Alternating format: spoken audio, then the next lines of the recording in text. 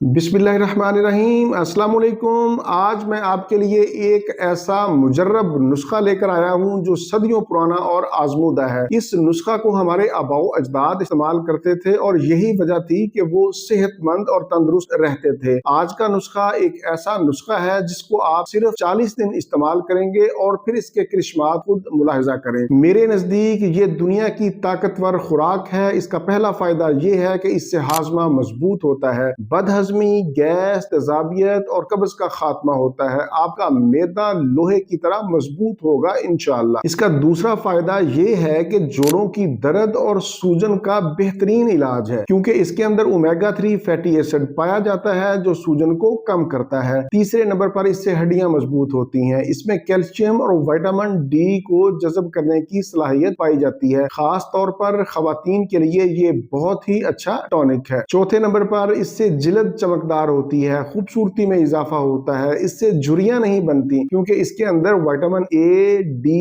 ई और के पाया जाता है। ये एक बेहतरीन एंटी एजिंग है, यानी बढ़ती हुई उम्र के असरात को कम करता है। पांचवें नंबर पर इसके इस्तेमाल से रात को नींद बहुत अच्छी आती है, दिमाग को सुकून देता है, बेचैनी का खात्मा होता है। छठे नंबर पर इससे दिमागी ताकत में इजाफा होता है। अगर आपकी याददाश्त कमजोर है, बात बात पर भूल जाते हैं, आपका नर्वस सिस्टम कमजोर है, तो ये आपके लिए एक बेहतरीन तोहफा है। इन तमाम अमराज के साथ साथ आज का नुस्खा मर्दों की कुव्वते बा में भी इजाफा करता है। इससे टेस्टोस्टेरोन लेवल बढ़ता है, स्पर्म क्वालिटी बेहतर होती है, जिस्मानी कमजोरी और थकावट को दूर करता है। मर्दों के साथ साथ औरतों के हार्मोन को भी तवाज़ुन में रखता है। ऐसी खवातीन जिनकी माहवारी डिस्टर्ब है, दर्द से आती है, तो उनके लिए भी ये किसी नेमत से कम नहीं। ऐसी खवातीन जिनकी हड्डियां कमजोर हैं, कमर दर्द करती है, जहनी दबाव और टेंशन का शिकार रहती हैं, जिल्द और बालों के मसाइल हैं, इन तमाम मसाइल के लिए आज का नुस्खा बेहद मुफीद है। ये तो थे आज के नुस्खा के मुख्तसर फवायद। अब आपको इसको इस्तेमाल करने का तरीका बताता हूँ। 1 चम्मच खालिस देसी घी